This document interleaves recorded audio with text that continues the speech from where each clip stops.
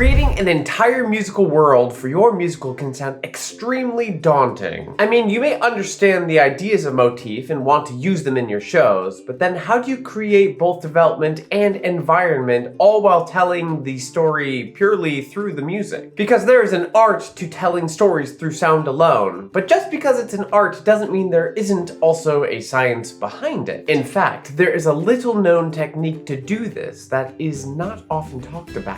Why not? Well, it may be something that other people do and just don't talk about much. But for me, it's a technique that I developed based off of a concept I was taught by my composition professor in college. I kind of took the seed of an idea and ran with it, and that has helped me create these big musical worlds for all sorts of shows. And if it helped me, then I think it just might help you as well. You want in? Let's do it. Here's the idea behind music mapping. To create a map or a chart to use to write the music for an entire piece, or the tentpole moments, or that you can go back to and use as a reference point for whenever it is that you get stuck. Let's talk about what this thing is. What does it look like? Now, the way that I like to do my music maps is I'm going to have two things that I'm tracking. We're gonna have the left side of the screen, we're gonna have the top of the screen. So, on the left side of your chart here, you're going to be mapping very specific things.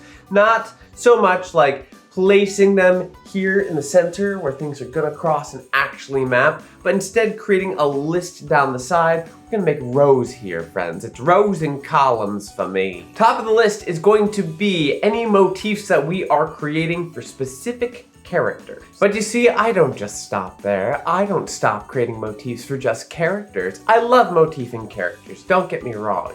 But characters live within a world. They are not the world in and of itself. So for my money, we gotta map more things down the side.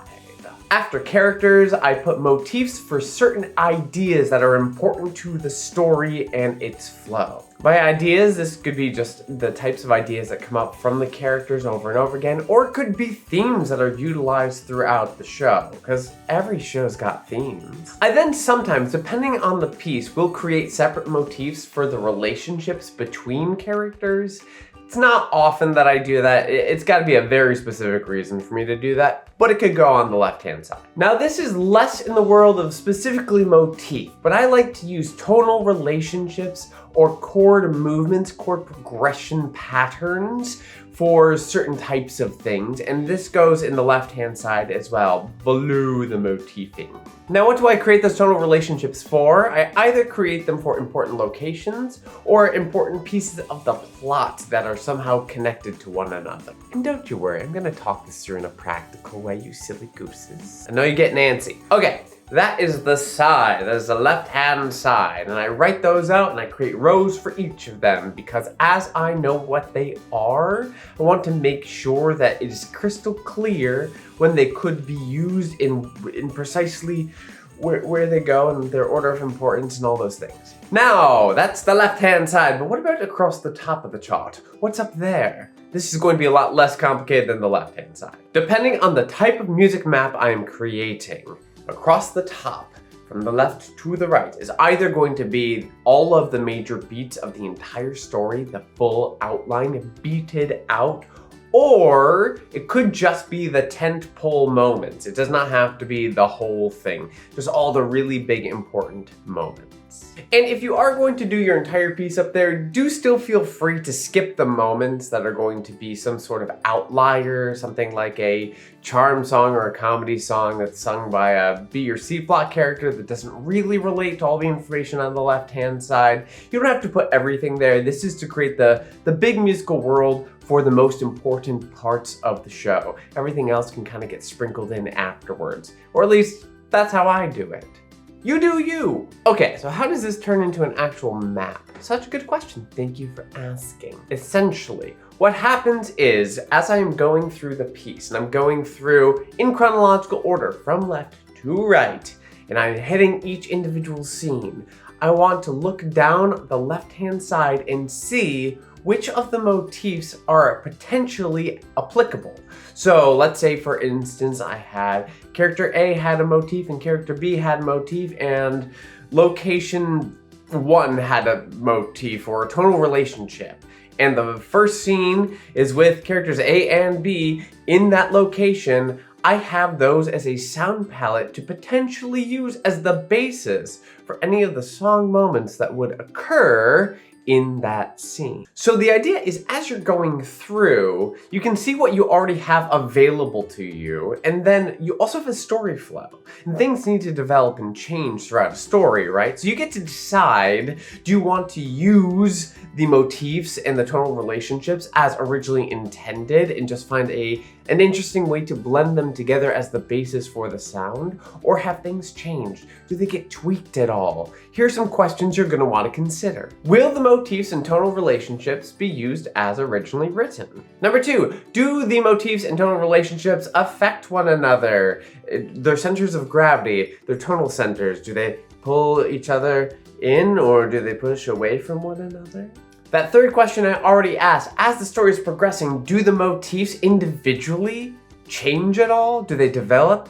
Have you already planned out how this character's motif is going to either stay the same or grow and change and be tweaked at all throughout the show? Then the fourth question here is going to be, do the tonal relationships and motifs merge at all or interact in a different way during a song? Then we kind of like take the answers to those questions. We take what's happening here and where we are in the plot, and we use it, and we create music, whether that's a musical scene or a song or just some underscore, whatever it is that you're doing, that can be the foundation. And then you've got a really cohesive sound for your show. But let's take this to some sort of example, shall we? Today I'm going to use the example of Jack and Jill, but we're gonna flesh it out and turn it into a full story first. Before I dive in, however, I just want to say that all of this can be kind of confusing and nebulous, but I do an entire day teaching this in the Flagship Musical Theater Writing Workshop course, talking about motif and musical world creation through a very big, in-depth example. It's the entire day of that 20-week course, 20-day course. So if that sounds of interest to you and you want to check it out a little more, you can find out more information and apply for that course by going to the link in the description below. Now, I said that we would use Jack and Jill as our example, and we all know that nursery rhyme. It's pretty bare bones. We're gonna have to fill it out. So we have Jack and Jill went up the hill to fetch a pail of water. Jack fell down and broke his crown, and Jill came tumbling after. But let's make more story beats. Let's add some drama to this, shall we? We begin our tale with two characters, Jack and Jill. Two young children who are extremely thirsty and without supervision. Oh no. Now, Jack and Jill, they know where the water is. It's at the top of a hill, but that hill is a very treacherous climb and not one they've ever made themselves before. And they have to make a decision now at this point. Do they wait for supervision to return? Is supervision ever going to return? Will they ever have any help, or do they have to make that climb themselves? Now, Jack, immediately he wants to go, knowing that they will die of dehydration if they do not get water. Jill, on the other hand, she wants to find aid first, but they also both know that they could go looking for someone to help and they could die of dehydration still before they find anyone who can help them. Ultimately, Jill decides that Jack is right. They've got to climb that hill, but she says they are going to do it together. She's not going to let him go without her. They begin to climb the treacherous hill, starting off very sure that they can indeed do this. Halfway up, however, exhaustion and thirst really begin to take their toll, especially on Jill. Now Jack, he rallies to help his sister up the hillside, but he almost slips and falls down the entire hill in the process. Jill uses the last of her energy to catch her brother, and they make it across the final stretch of the hillside. Now at the top, they lower their bucket into the well and with great effort pull out a pail of fresh water. Jill cautions Jack to move slowly in his exhaustion, but his thirst overtakes his actions. Jack lunges forward, grabbing at the pail and almost falling into the well while doing so. Jill grabs him from behind and pulls him back, but she pulls too strong and Jack falls backwards, losing his footing. Jack slips backward on the now muddy ground, losing his balance entirely with the pail of water in hand, and begins to fall. Jill once again leaps forward to catch him, but this time she's simply out of energy. Jill watches in her falling state as her brother falls down the hillside, clearly losing life with each successive bounce against the rocks, before the darkness finally takes her too. Oh god, it got dark. Well, I guess it was never a happy nursery rhyme to begin with. Okay, so this is the story that we are using for our music map. Then what are we going to put down the left-hand side? What is it that we are actually going to be motifing? Considering that there are really only two characters, at least living characters in this story, Jack and Jill, it sounds to me like they both deserve motifs. They are both main characters and neither of them is the hero over the other one. They're working in tandem. So Jack will get a motif and Jill will get a motif. Now the third character here really is the hill itself. That being said, I don't want to give a singular motif to the hill because the hill is kind of wrapped up in all these different ideas and possibilities. So we're gonna instead spread that out. So we've got Jack and Jill, but then the next thing I would like to put a motif to is the idea of what they are looking for, which is ultimately safety. Now, safety comes in many different forms here, right? They start at home. They are home, and home should be safe. And we're not going to ever return home. So I don't want to motif home, right? But it's there that they are dreaming of what the safety looks like, which is not dying of dehydration and being at home supervised. So the thing they're always going after being safety. We have danger and then mild safety, and danger and mild safety, right? We have this kind of thing happening as the story progresses. So there's something to the idea of, oh, we eluded danger this time, we are safe for the moment. That seems interesting enough to me where I want that to have some sort of motif that's usable. Which means that it's not the hill itself that I'd like to motif. Instead, what I'd like to give motif to is the treachery of the climb. Because the treachery of the climb is the danger against which the safety of the majority of the story is being pitted. We also have dehydration though. Dehydration deserves its own sound because we can turn that on its head when we get to hydration possibility once the water is out of the well. Obviously we never get there, but at least that idea can be on the map. If we use it, great. If we don't, okay. Now the one thing that really grows throughout the entire piece is the idea of thirst.